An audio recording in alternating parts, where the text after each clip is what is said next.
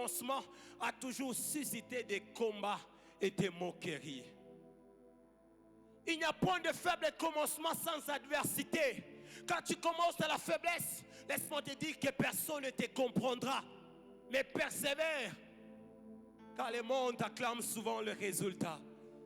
Et la Bible nous parle dans le livre de Zacharie 4, le verset 10, que ceux qui ont méprisé le jour des faibles commencements se réjouiront en voyant le niveau de la maison dans la main des Zorobabel.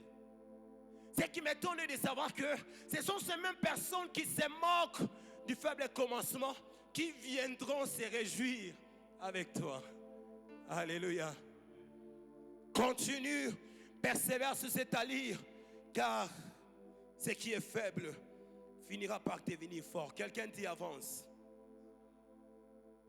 Dieu commence aussi par une terre informe et vide. C'est enfin de manifester sa gloire. Parfois, il arrive que Dieu puisse commencer par des choses informes et vides dans votre vie parce qu'il veut manifester sa puissance dans votre vie. Dieu commence par moments par l'informe et vide parce qu'il veut manifester son œuvre là où il n'y a ni forme, ni espoir, ni vie apparente. Dieu fait éclater sa puissance en transformant le chaos en ordre, le vide en plénitude et la faiblesse en force. Je ne sais pas comment ça a commencé, mais laisse-moi te dire, bientôt la gloire de Dieu va se manifester. Peut-être tu te poses la question de savoir pourquoi tout en moi commence dans la faiblesse. Pourquoi c'est informe et vide comme Jésus qui n'avait ni éclat ni beauté. Dieu commence parfois dans la faiblesse dans nos vies. C'est enfin de manifester sa gloire. Ma prière est que la gloire de Dieu se manifeste dans ta vie. Tu ne m'as pas compris, ma prière est que la gloire de Dieu se manifeste dans ta vie. Ma prière est que sa gloire se manifeste là où tout avait commencé, dans la faiblesse. Que ma prière est que la gloire se manifeste là où les hommes se moquaient de toi. Il a commencé dans la faiblesse afin de manifester sa gloire. Alléluia. Il y a une histoire de Jean chapitre 9. Je n'ai pas le temps de lire. Jean chapitre 9, nous voyons un homme qui était informe et vide. La Bible nous parle d'un homme qui n'avait jamais marché. Quelqu'un dit jamais. Quand vous lisez cette histoire, cet homme qui n'avait jamais marché, après un moment, la Bible déclare que cet homme s'était mis à marcher. En d'autres termes, Dieu change les jamais en désormais. Quelqu'un ne m'a pas compris. En d'autres termes, jamais tu n'as payé le véhicule. Désormais, tu pourras le payer. Jamais tu n'as marché. Désormais, tu pourras marcher. Jamais tu n'as été marié.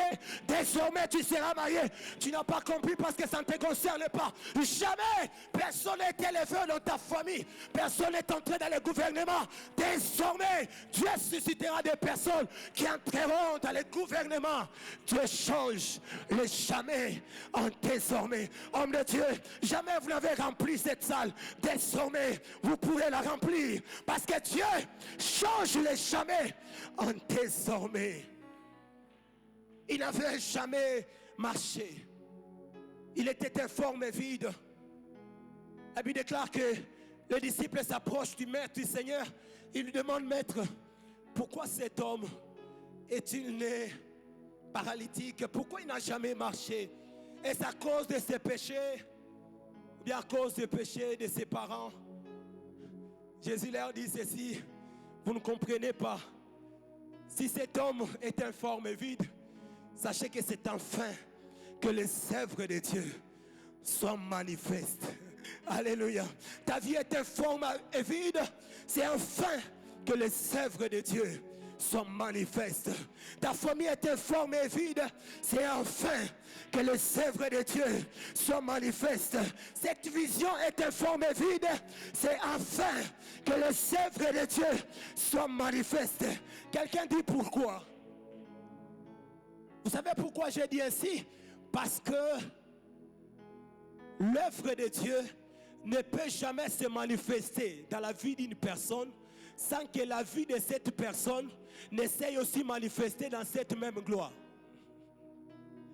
Alléluia. Je voulais dire que quand la gloire de Dieu se manifeste par ta vie, sache que ta vie aussi se manifestera dans cette même gloire. Quand l'œuvre de Dieu s'accomplit par ta vie, sache que ta vie se manifestera aussi dans cette œuvre. Souvenez-vous de Lazare, l'histoire de Lazare. La Bible dit, sa maladie était pour la gloire de Dieu. Et quand la gloire de Dieu s'est manifestée, après un moment, la Bible dit, beaucoup de gens venaient pour voir Jésus.